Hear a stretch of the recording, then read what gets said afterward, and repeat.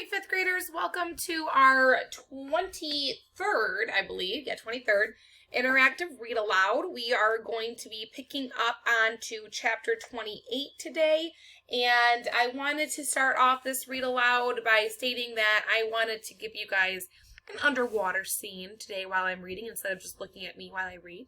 Gives you guys something to look at. Typically, when I was in the classroom, I'd put on something like this for you guys while I read. Maybe I'm trying to bring the classroom to you as best I can, so this is one of the ways we're going to do it. All right, here we go, chapter 28. How can they expect us to get ready in such a short time? Crazy. Plane tickets and permission slips, paperwork and practice.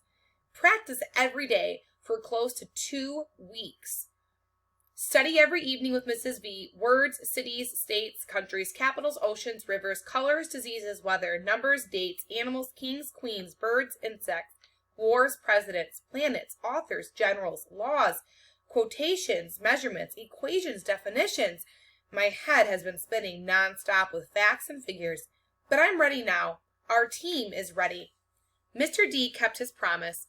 The 6 highest scorers from all of our practice rounds were announced at the last practice session a few days ago. Of course, just like the other kids, I had been keeping a mental tally of everybody's points, so I was pretty sure I'd be one of the on-air contestants, not an alternate. Mr. Dimming almost glowed with anticipation as he made the announcement.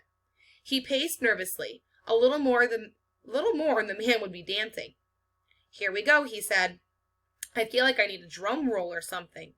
Read the list, please, Connor shouted impatiently. Mr. Dimming said slowly, the 6 members of the Championship Spalding Street Elementary School quiz team are... He paused. I thought Connor was going to throw something at him. Rose, Connor, Melody, Elena, Rodney, and Molly. Claire and Amanda will be our alternates. I'm an alternate? Claire gasped. Molly beat you by 2 points, Claire, Mr. D explained. But you still get to come with us and cheer us on and tour the city. But it was me who helped her study, Claire said, outrage in her voice. That is so not fair. I just shook my head and smiled. There is so much Claire doesn't know about stuff not being fair. Molly looked smug and not at all sorry. Her mother came to pick her up and the practice was over. The competition is tomorrow, Thursday evening. Assuming we win, we'll have the Good Morning America appearance on Friday, followed by a trip to the White House. More sightseeing in D.C. is planned for Saturday.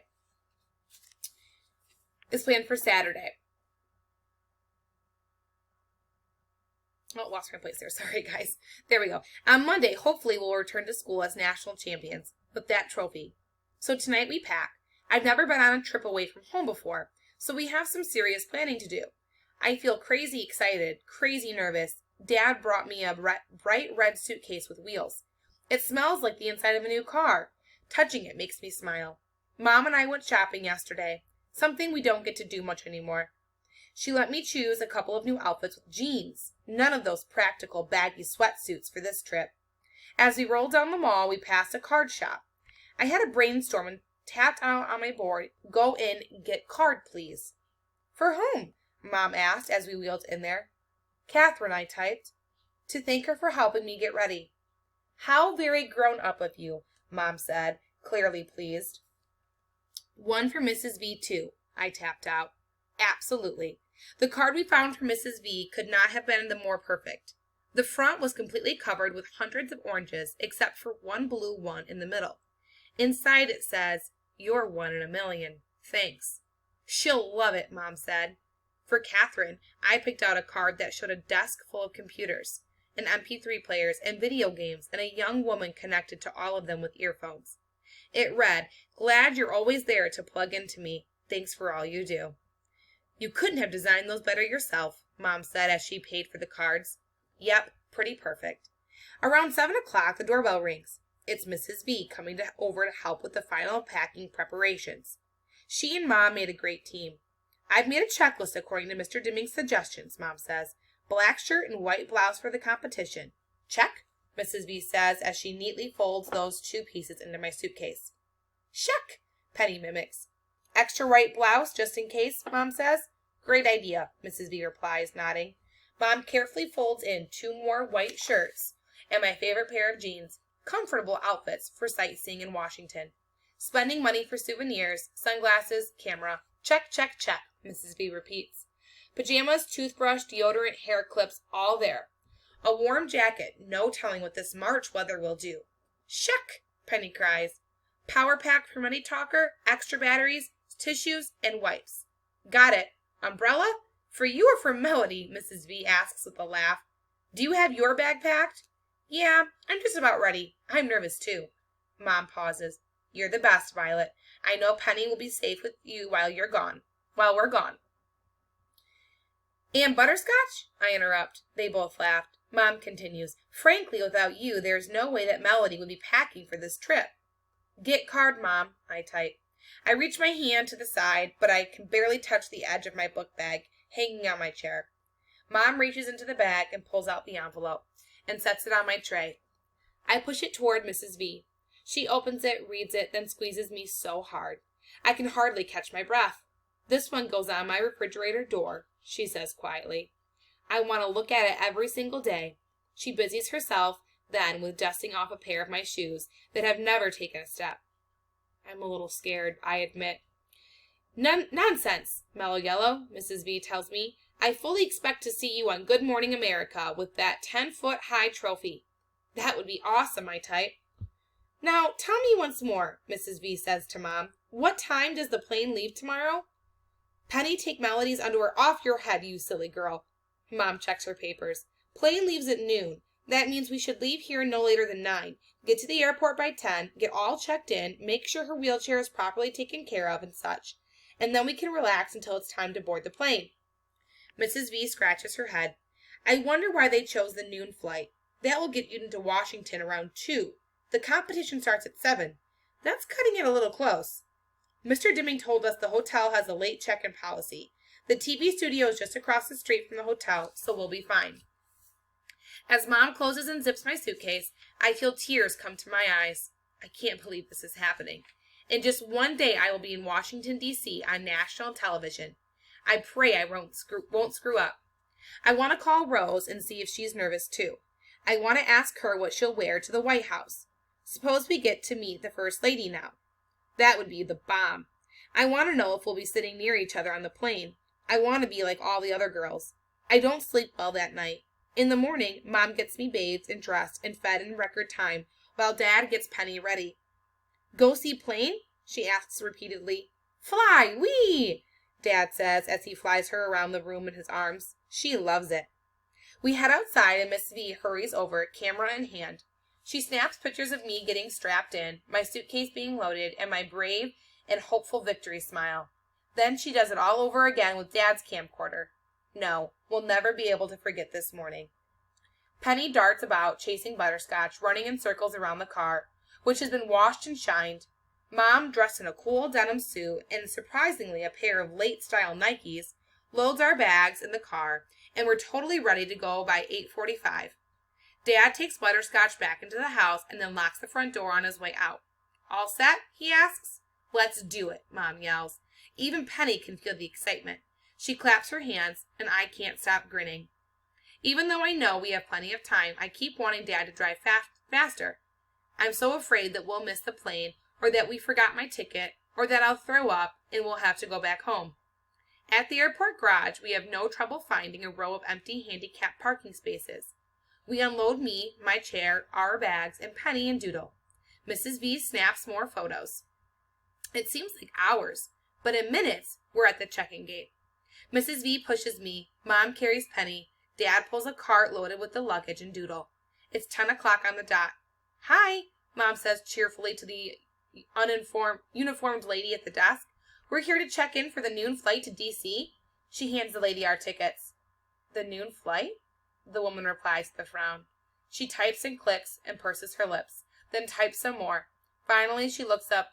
I'm sorry, ma'am, but that flight's been canceled. We've had loads of cancellations today. A late winter snowstorm in the northeast has caused backups all over.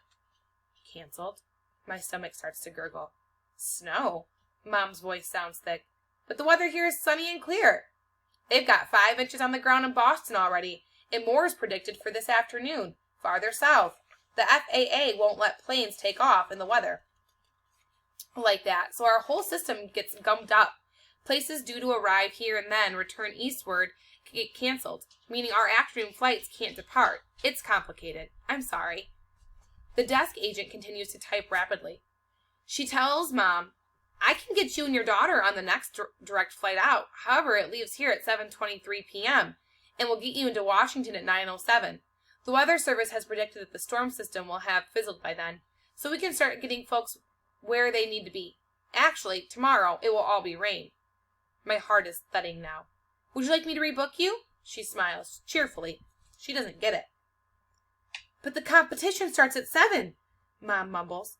Excuse me? I didn't hear you, the desk agent says. I can't breathe. Mom squeaks a little louder. What about the rest of our group? We're traveling together. A group of school children. A quiz team, actually. They were also booked on this flight. We've got a competition this evening. Oh, I remember those kids. They were here early this morning. Great group. So polite and well-mannered. They told me all about the competition and the huge trophy they might be bringing home. They came early, Mom croaks. It seems they all went to breakfast together, then came straight here. It's a good thing they did too, or they wouldn't have gotten out. Where are they? Mom asks. Oh, they got switched to the 9 o'clock flight, the eastbound plane to get out before flights started getting canceled. They had to run down to the gate, but they made it just in time. I made sure of it. She looks down at the computer. Yes, that flight left about an hour ago. They're gone? Mom says. I feel like I'm going to choke.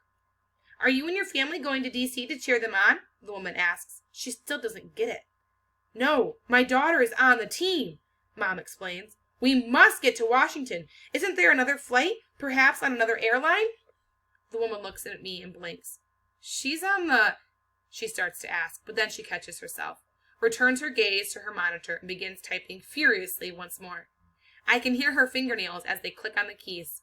Dad places both hands on the ticket counter and leans in toward the agent. I've never seen him so angry. How could this happen? Shouldn't we have been notified that the flight was canceled? We try, sir, but it's not always possible, the lady replies, sounding truly sorry. We do always advise passengers to call ahead and check their flight status. But this was a trip of a lifetime. You can't possibly understand how important this is to my daughter. I squeeze my eyes shut. Stupid elevator music floats from my tiny airport speakers. I hear no beautiful colors. I smell no lovely aromas. All I can see is the darkness behind my eyeballs. I'm really, really sorry, sir, the lady says. What about a connecting flight? We must get her to Washington this afternoon. The woman types and clicks for what seems like hours. Finally, she looks up. There are no other flights to D.C. on any other carrier, sir, non-stop or otherwise. That weather system has grounded everything. There will be nothing until later this evening. I am so sorry, she whispers. I open my eyes because they are filling with tears. Dad walks away from the ticket counter, his face scrunched into tight wrinkles then. Without warning, he smashes his fist into the wall, right next to where I'm sitting. I jerk my head up, and I know that had to hurt. Ugh! I shouldn't have done that, he admits, holding one fist in the other. But if I could have smashed a fist against a wall, I would have as well. Mrs. V looks from Dad to me. I don't understand how this could have happened either, she says to Mom. Shouldn't someone from the quiz team have called you? Her voice could crush bricks. The teacher, perhaps? Maybe there wasn't time? Mom says helplessly. At least that's what I hope. Surely they wouldn't have left her behind on purpose.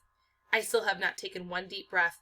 I really do apologize, ma'am, the gate agent finally says. I've checked airports in nearby cities. There are no flights out of the area until this evening. I have plenty of seats on our 7 o'clock flight if you'd like me to book you. No, thank you, Mom says quietly. It's too late. The entire airport feels like a vacuum to me. No sound, no voices, no air. Mom walks slowly toward me. I sit there in my new blue and white outfit with the new matching tennis shoes, next to my new shiny red suitcase, feeling very, very stupid and angry. How could they do this to me? And helpless. I hate feeling like this. Like when I was little and got stuck on my back like a stupid turtle. There was nothing I could do. Nothing. How long does it take to drive to D.C.? Mrs. V asks. I don't even look up. I know the answer. 10 hours at the very least, Dad replies, his voice soft. Go fly airplane, Penny asks. No fly today, Dad says, touching her gently on the head with his good hand. Boys and girls, I'm going to stop the video. I'm going to run out of time in about 5 seconds. Check into part 2 for this video.